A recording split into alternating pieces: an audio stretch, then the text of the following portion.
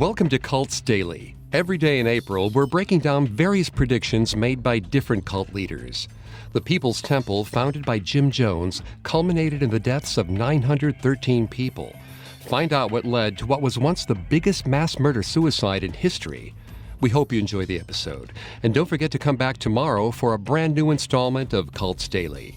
If you want to hear our full-length episodes on the People's Temple, Part 1 aired in this feed on January 16, 2018.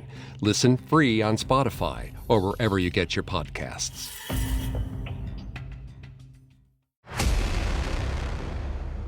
In November of 1978, U.S. Congressman Leo Ryan departed for Jonestown, a religious commune in South America.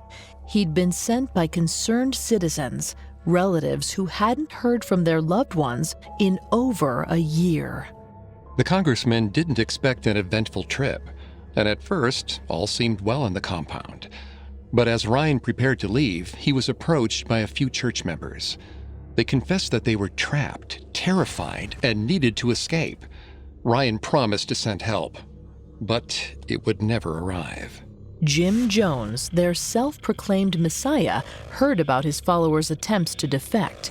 That night, he herded his congregates onto the front lawn, surrounded by armed guards.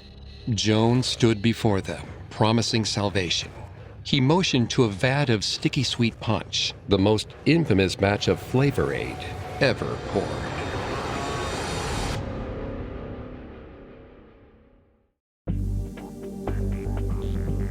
Hi, I'm Vanessa Richardson, and this is Cults, a Parcast original. This is the fourth episode in our daily series on the strange prophecies made by different cults and their leaders. Throughout this month, we're taking a daily look at the myriad of apocalyptic predictions to try and uncover what makes these revelations so appealing. I'm here with my co-host, Greg Polson. Hi, everyone. Today we're discussing the beliefs of Jim Jones. In 1977, he convinced nearly 1,000 of his followers to move with him to Jonestown, a remote compound in the jungles of Guyana. But they were prisoners in this false paradise. After a small group tried to escape on November 18, 1978, Jones forced his followers to drink cyanide-laced punch at gunpoint. 909 people perished, many of them children.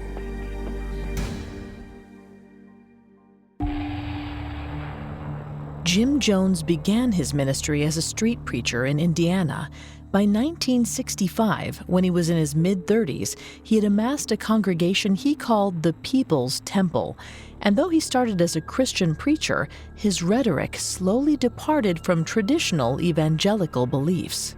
Around that time, he started referring to himself as a Messiah.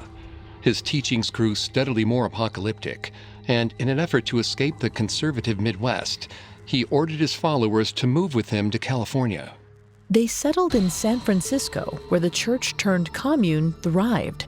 By 1970, the People's Temple had nearly 5,000 members, but despite his growing ranks, Jones did not feel safe. He believed the world was on the brink of nuclear holocaust. He became obsessed with finding a safe haven for his followers, a place where they could build a utopia and survive the coming nuclear war. He found this safe space in Guyana, a former British colony in South America. The socialist regime there was sympathetic to Jones' cause. They allowed him to build a compound in the wilderness miles from civilization. Nearly 1,000 members of the People's Temple moved to the commune he dubbed Jonestown. But the compound was far from the utopia that had been promised. The oppressive jungle climate and limited resources made it impossible to grow enough food. The followers were also forced to attend nightly meetings, where Jones droned on for hours, force-feeding them radical, apocalyptic propaganda. His sermons were also blasted over loudspeakers, day in and day out, so that his voice never left his congregates' ears. Church members were forbidden from leaving Jonestown.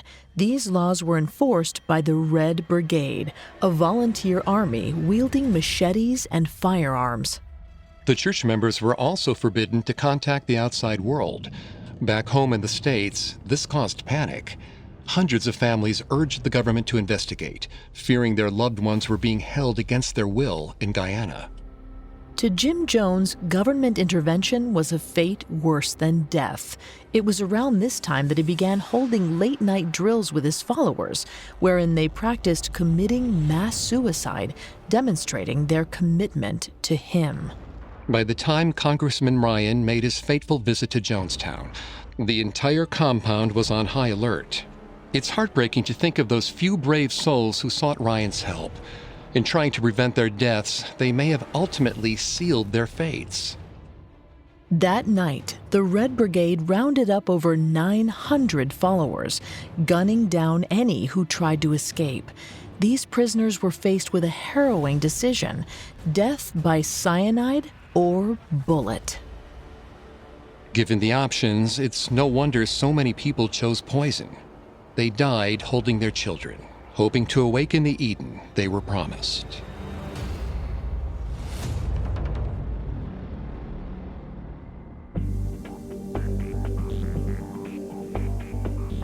Thanks for listening. We'll be back tomorrow to examine the predictions of another cult.